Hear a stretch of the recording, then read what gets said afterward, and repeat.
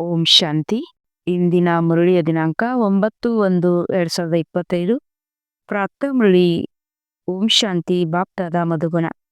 ಮಧುರ ಮಕ್ಕಳೇ, ನೀವು ವಿಕರ್ಮಗಳ ಶಿಕ್ಷೆಗಳಿಂದ ಮುಕ್ತರಾಗುವ ಪುರುಷಾರ್ಥ ಮಾಡಿ ಈ ಅಂತಿಮ ಜನ್ಮದಲ್ಲಿ ಎಲ್ಲಾ ಲೆಕ್ಕಾಚಾರವನ್ನು ಮುಕ್ತ ಮಾಡಿ ಪಾವನರಾಗಬೇಕು. ಪ್ರಶ್ನೆ: ಮೋಸ ಮಾಡುವ ಮಾಯು ಯಾವ ಪ್ರತಿಜ್ಞೆಯನ್ನು ಖಂಡನೆಗೆ ಪ್ರಯತ್ನ ಪಡುತ್ತದೆ? ಉತ್ತರ: ನಾವು ಯಾವುದೇ ದೇಹದಾರೊಂದಿಗೆ ಮನಸ್ಸನ್ನು ಇಡುವುದಿಲ್ಲವೆಂದು ನೀವು ಪ್ರತಿಜ್ಞೆ ಮಾಡಿದ್ದೀರಿ. ಆತ್ಮ ಹೇಳುತ್ತದೆ, ಒಬ್ಬ ತಂದೆಯನ್ನೇ ನೆನಪು ಮಾಡುತ್ತೇನೆ, ತನ್ನ ದೇಹವನ್ನು ಸಹ ನೆನಪು ಮಾಡುವುದಿಲ್ಲ. ತಂದೆಯು ದೇಹ ಸಹಿತವಾಗಿ ಎಲ್ಲದರ ಸನ್ಯಾಸವನ್ನು ಮಾಡಿಸುತ್ತಾರೆ. ಆದರೆ ಮಾಯು ಈ ಪ್ರತಿಜ್ಞೆಯನ್ನು ತೊಡೆದು ಹಾಕುತ್ತದೆ. ದೇಹದಲ್ಲಿ ಸೆಳೆತ ಬಂದು ಬಿಡುತ್ತದೆ. ಯಾರು ಪ್ರತಿಜ್ಞೆಯನ್ನು ಉಲ್ಲಂಘನೆ ಮಾಡುತ್ತಾರೆಯೋ ಅವರು ಬಹಳ ಕಠಿಣ ಶಿಕ್ಷೆಯನ್ನು ಅನುಭವಿಸಬೇಕಾಗುತ್ತದೆ. ಗೀತೆ: ನೀನೇ ತಾಯಿ ತಂದೆ. ಓಂ ಶಾಂತಿ. ಇದರಲ್ಲಿ ಶ್ರೇಷ್ಠಾತಿ ಶ್ರೇಷ್ಠ ಭಗವಂತನ ಮಹಿಮೆಯೂ ಸಹ ಇದೆ, ನಂತರ ನಿಂದನೆಯೂ ಸಹ ಇದೆ.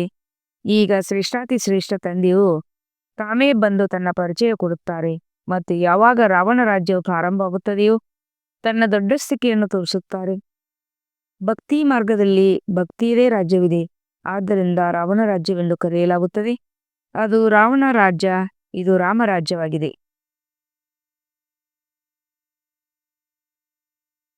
ರಾಮ ಮತ್ತು ರಾವಣ ಹೋಲಿಕೆ ಮಾಡಲಾಗುತ್ತದೆ.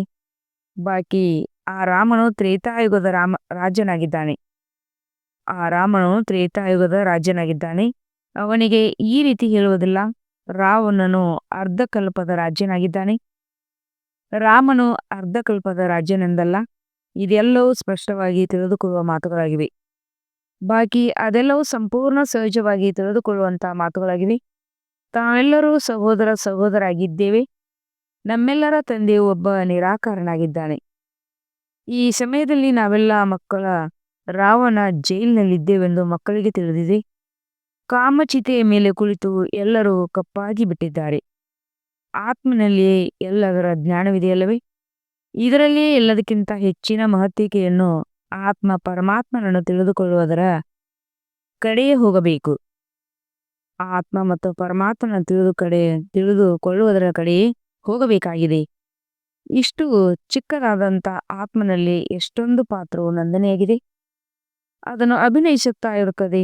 ದೇಹಾಭಿಮಾನದಲ್ಲಿ ಬಂದು ಪಾತ್ರವನ್ನು ಅಭಿನಯಿಸುತ್ತಾರೆಂದರೆ ಸ್ವಧರ್ಮವನ್ನು ಮರೆತು ಬಿಡುತ್ತಾರೆ. ಈಗ ತಂದೆಯು ಬಂದು ನಿಮ್ಮನ್ನು ಆತ್ಮಾಭಿಮಾನಿಗಳನ್ನಾಗಿ ಮಾಡುತ್ತಾರೆ. ಏಕೆಂದರೆ ನಾನು ಪಾವನರಾಗಬೇಕೆಂದು ಆತ್ಮವು ಹೇಳುತ್ತದೆ. ಮನ್ಮನಾಭವ, ನನ್ನೊಬ್ಬನನ್ನೇ ನೆನಪು ಮಾಡಿ ಎಂದು ತಂದೆ ಹೇಳುತ್ತಾರೆ. ಹೇ ಪರಂಪಿತಾ, ಹೇ ಪತಿತ ಪಾವನ ಎಂದು ಆತ್ಮವೇ ಕರೆಯುತ್ತದೆ. ನಾವು ಆತ್ಮರೇ ಪತಿತರಾಗಿ ಬಿಟ್ಟಿದ್ದೇವೆ.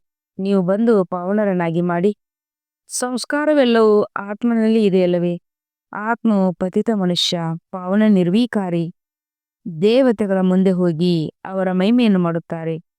ಮಕ್ಕಳೇ, ನೀವೇ ಪೂಜ್ಯ ದೇವತೆಗಳಾಗಿದ್ದೀರಿ. 84 ಜನ್ಮಗಳನ್ನು ತೆಗೆದುಕೊಳ್ಳುತ್ತಾ ಕೆಳಗಿಳಿಯಲೇಬೇಕು. ಈ ಆಟವೇ ಪತಿತರಿಂದ ಪಾವನರಿಂದ ಪತಿತರಾಗುವುದಾಗಿದೆ ಎಂದು ತಂದೆಯು ತಿಳಿಸುತ್ತಾರೆ. ಎಲ್ಲದರ ಜ್ಞಾನವನ್ನು ತಂದೆಯು ಬಂದು ಸೂಕ್ಷ್ಮವಾಗಿ ತಿಳಿಸುತ್ತಾರೆ. ಈಗ ಎಲ್ಲರದು ಅಂತಿಮ ಜನ್ಮವಾಗಿದೆ. ಎಲ್ಲರೂ ಲೆಕ್ಕಾಚಾರವನ್ನು ಮುಗಿಸಿ ಹೋಗಬೇಕು. ತಂದೆಯು ಸಾಕ್ಷಾತ್ಕಾರ ಮಾಡಿಸುತ್ತಾರೆ. ಪತಿತರು ತನ್ನ ವಿಕರ್ಮದ ಶಿಕ್ಷೆಯನ್ನು ಅವಶ್ಯವಾಗಿ ಅನುಭವಿಸಲೇಬೇಕು. ಅಂತಿಮದಲ್ಲಿ ಯಾವುದಾದರೂ ಜನ್ಮವನ್ನು ಕೊಟ್ಟೇ ಶಿಕ್ಷೆಯನ್ನು ಕೊಡುತ್ತಾರೆ. ಅಂದರೆ ಮನುಷ್ಯನ ತನುವಿನಲ್ಲೇ ಶಿಕ್ಷೆಯನ್ನು ಅನುಭವಿಸಬೇಕು. ಆದ್ದರಿಂದ ಶರೀರವನ್ನು ಅವಶ್ಯವಾಗಿ ಧಾರಣೆ ಮಾಡಲೇಬೇಕಾಗುತ್ತದೆ. ಆತ್ಮವು ನಾನು ಶಿಕ್ಷೆಯನ್ನು ಅನುಭವಿಸುತ್ತಿದ್ದೇನೆ ಎಂಬ ಅನುಭವವನ್ನು ಮಾಡುತ್ತದೆ. ಹೇಗೆ ಕಾಶಿಯಲ್ಲಿ ಬಲಿಯಾಗುವ ಸಮಯದಲ್ಲಿ ಶಿಕ್ಷೆಯನ್ನು ಅನುಭವಿಸುತ್ತಾರೆ, ಮಾಡಿರುವ ಪಾಪಗಳ ಸಾಕ್ಷಾತ್ಕಾರವಾಗುತ್ತದೆ.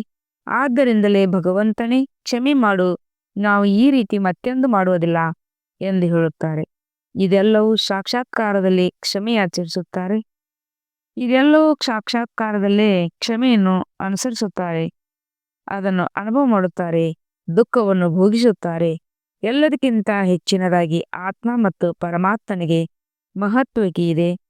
ಆತ್ಮವೇ 84 ಜನ್ಮಗಳ ಪಾತ್ರವನ್ನು ಅಭಿನಯಿಸುತ್ತದೆ. ಅಂದ ಮೇಲೆ ಆತ್ಮವು ಎಲ್ಲದಕ್ಕಿಂತ ಶಕ್ತಿಶಾಲಿಯಾಗಿದೆ ಅಲ್ಲವೇ?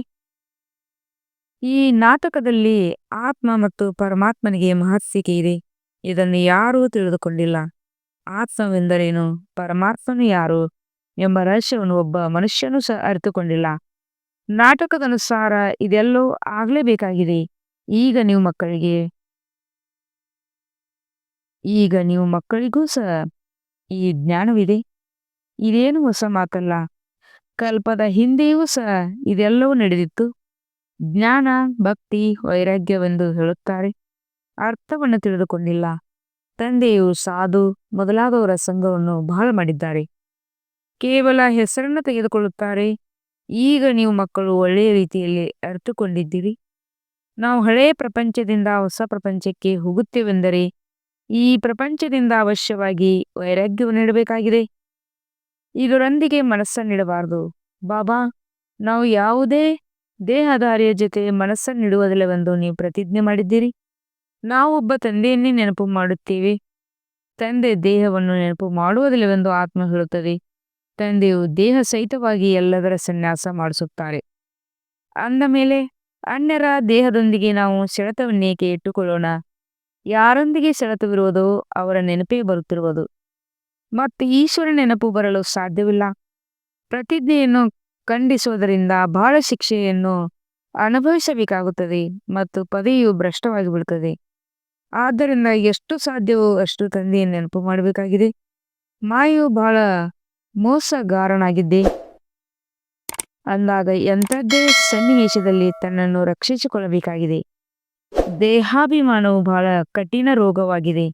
ಆದ್ದರಿಂದ ತಂದೆಯು ತಿಳಿಸುತ್ತಾರೆ, ಮಕ್ಕಳೇ, ಈಗ ಆತ್ಮಾಭಿಮಾನಿಯಾಗಿ ತಂದೆಯನ್ನು ನೆನಪು ಮಾಡಿ. ಆಗ ದೇಹಾಭಿಮಾನದ ಕಾಯಿಲೆಯು ಬಿಡುಗಡೆಯಾಗುವುದು. ಇಡೀ ದಿನ ದೇಹದ ಅಭಿಮಾನದಲ್ಲಿರುತ್ತಾರೆ. ದೇಹವನ್ನು ಬಹಳ ಕಡಿಮೆ ನೆನಪು ಮಾಡುತ್ತಾರೆ.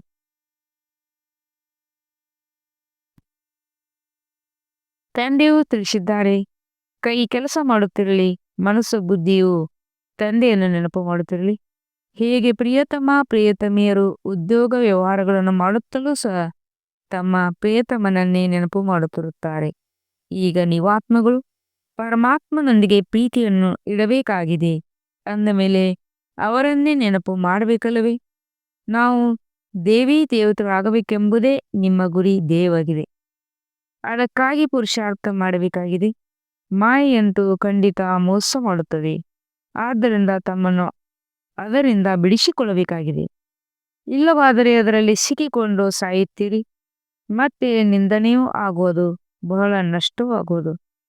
ಮಕ್ಕಳಿಗೆ ತಿಳಿದಿದೆ, ನಾವು ಆತ್ಮಗಳು ಬಿಂದು ಆಗಿದ್ದೇವೆ. ನಮ್ಮ ತಂದೆಯೂ ಸಹ ಬೀಜರೂಪ ಜ್ಞಾನರೂಪನಾಗಿದ್ದಾರೆ. ಇವು ಬಹಳ ಅದ್ಭುತವಾದ ಮಾತುಗಳಾಗಿವೆ. ಆತ್ಮವೆಂದರೇನು, ಅದರಲ್ಲಿ ಹೇಗೆ ಅವಿನಾಶಿ ಪಾತ್ರವು ತುಂಬಲ್ಪಟ್ಟಿದೆ. ಈ ಗುಹ್ಯ ಮಾತುಗಳನ್ನು ಒಳ್ಳೊಳ್ಳೆಯ ಮಕ್ಕಳೂ ಸಹ ಪೂರ್ಣ ರೀತಿಯಿಂದ ಅರಿತುಕೊಂಡಿಲ್ಲ.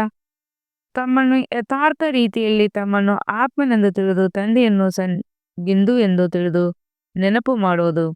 ಅವರು ಜ್ಞಾನಸಾಗರನಾಗಿದ್ದಾರೆ, ಬೀಜರೂಪನಾಗಿದ್ದಾರೆ ಎಂದು ತಿಳಿದು ನೆನಪು ಮಾಡುವವರು ಬಹಳ ವಿರಳ.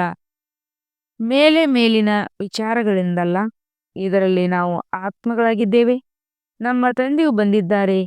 ಅವರು ಬೀಜರೂಪ ಜ್ಞಾನ ಪೂರ್ಣರಾಗಿದ್ದಾರೆ. ನಮಗೆ ಜ್ಞಾನವನ್ನು ತಿಳಿಸುತ್ತಿದ್ದಾರೆ. ಧಾರಣೆಯೂ ಸಹ ನಾನು ಅತಿ ಸೂಕ್ಷ್ಮ ಆತ್ಮನಲ್ಲೇ ಆಗುತ್ತದೆ ಎಂದು ಸೂಕ್ಷ್ಮ ಬುದ್ಧಿಯಿಂದ ಕೆಲಸ ತೆಗೆದುಕೊಳ್ಳಬೇಕಾಗಿದೆ.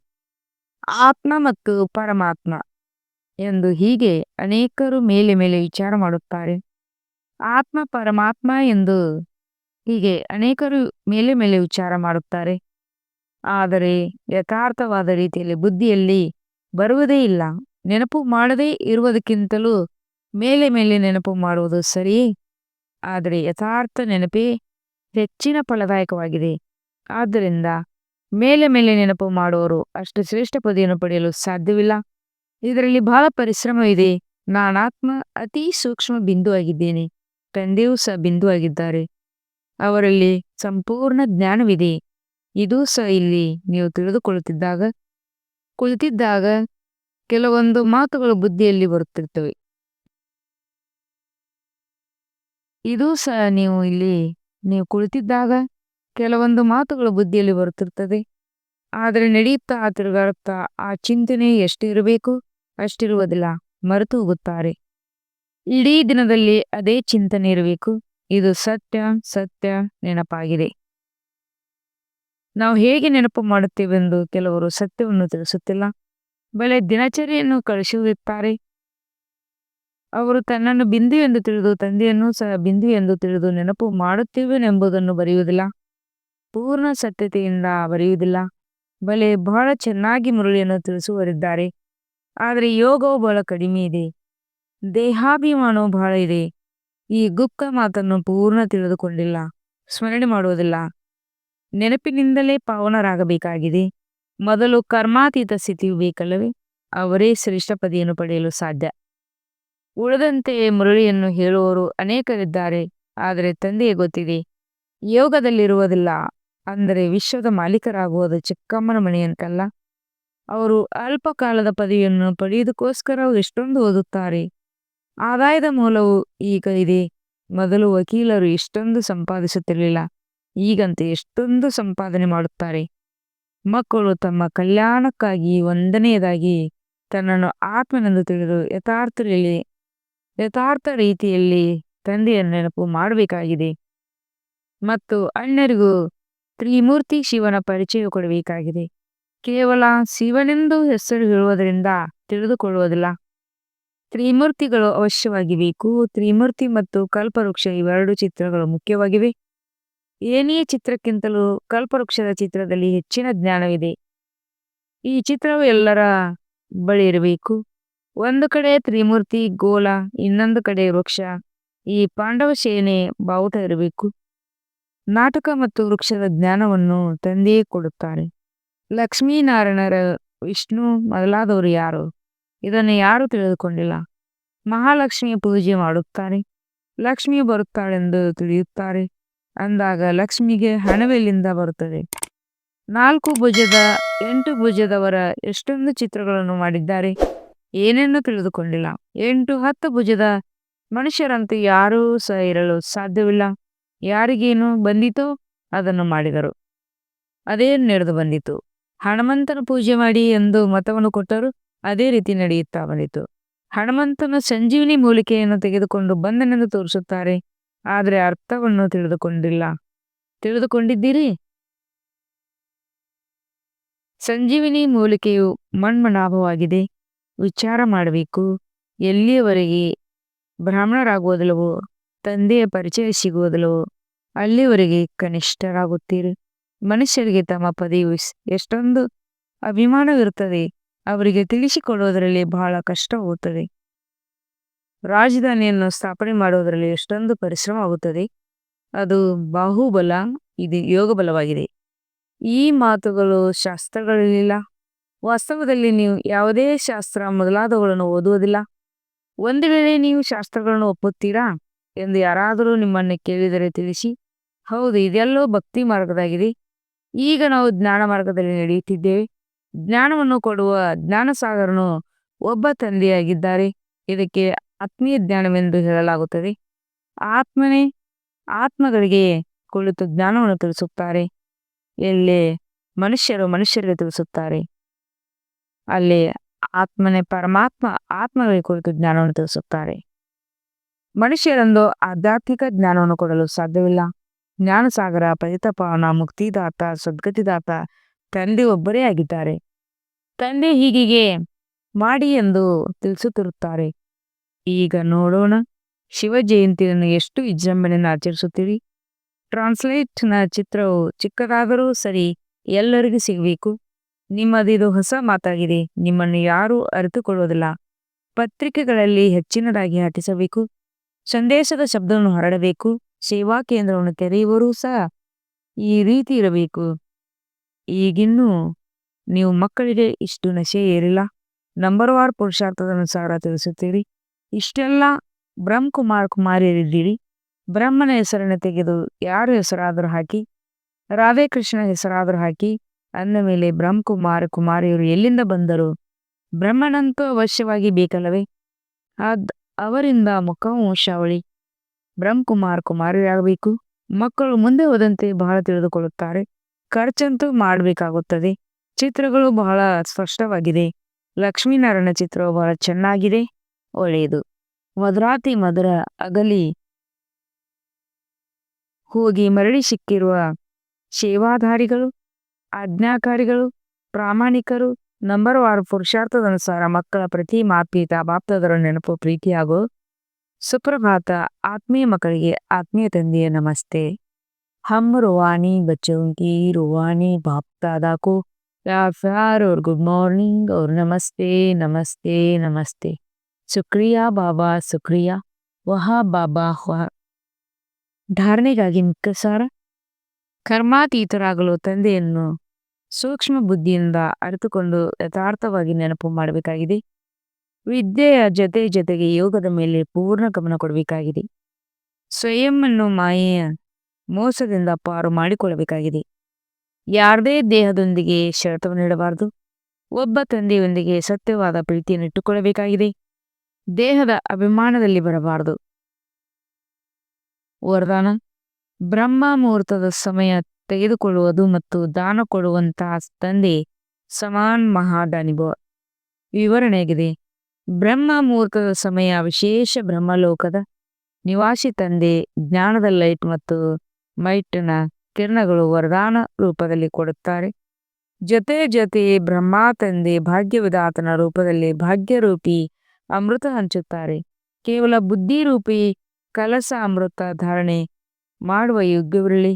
ಯಾವುದೇ ಪ್ರಕಾರದ ವಿಘ್ನ ಅಥವಾ ಅಡೆತಡೆಗಳು ಇರದೇ ಇರಲಿ. ಇಡೀ ದಿನಕ್ಕಾಗಿ ಶ್ರೇಷ್ಠ ಸ್ಥಿತಿ ಅಥವಾ ಕರ್ಮದ ಮುಹೂರ್ತ ತೆಗೆಯುವುದು. ಏಕೆಂದರೆ ಅಮೃತ ವೇಳೆಯ ವಾತಾವರಣವೇ ಋತುವನ್ನು ಬದಲಾಯಿಸುವಂಥವ್ರದಾಗಿರುತ್ತಾರೆ. ಇದಕ್ಕಾಗಿ ಆ ಸಮಯ ವರದಾನ ತೆಗೆದುಕೊಳ್ಳುತ್ತಾ ದಾನ ಕೊಡಿ, ಅರ್ಥಾತ್ ವರದಾನಿ ಮತ್ತು ಮಹಾದಾನಿಯಾಗಿ. ಸ್ಲೋಗನ್: ಕ್ರೋಧಿಯೇ ಕೆಲಸವಾಗಿದೆ ಕ್ರೋಧ ಮಾಡುವುದು ಮತ್ತು ನಿಮ್ಮ ಕೆಲಸವಾಗಿದೆ ಸ್ನೇಹ ಕೊಡೋದು. ಇವತ್ತಿನ ಶಕ್ತಿಶಾಲಿ ಮನಸ್ಸಾ ಮೂಲಕ ಸಕಾಶ ಕೊಡೋ ಸೇವೆಯನ್ನು ಮಾಡಿರಿ. ಈಗ ಸ್ವಕಲ್ಯಾಣದ ಇಂಥ ಶ್ರೇಷ್ಠ ಪ್ಲಾನ್ ಮಾಡಿ. ಯಾವುದರಿಂದ ವಿಶ್ವ ಸೇವೆಯಲ್ಲಿ ಸ್ವತಃ ಸಿಗುತ್ತಿರಲಿ. ಈಗ ಉಮ್ಮಂಗ ಉತ್ಸಾಹದಿಂದ ತಮ್ಮ ಮನಸ್ಸಿನಲ್ಲಿ ಇದು ಪಕ್ಕಾ ಪ್ರಯಾಣ ಮಾಡಿ. ನಾವು ತಂದೆ ಸಮಾನರಾಗಿಯೇ ತೋರಿಸುತ್ತೇವೆ. ಬ್ರಹ್ಮ ತಂದೆಯದು ಮಕ್ಕಳೊಂದಿಗೆ ಅತಿ ಸ್ನೇಹವಿದೆ. ಇದಕ್ಕಾಗಿ ಒಬ್ಬೊಬ್ಬ ಮಕ್ಕಳಿಗೆ ಇಮರ್ಜ್ ಮಾಡಿ ವಿಶೇಷ ಮಹಾ ಸಮಾನರಾಗುವ ಸಕಾಸ್ ಕೊಡುತ್ತಿರುತ್ತಾರೆ. ಒಬ್ಬೊಬ್ಬ ಮಕ್ಕಳಿಗೆ ಇಮರ್ಜ್ ಮಾಡಿ ವಿಶೇಷ ಸಮಾನರಾಗುವ ಸಕಾಸ್ ಕೊಡುತ್ತಿರುತ್ತಾರೆ. ಓಂ ಶಾಂತಿ.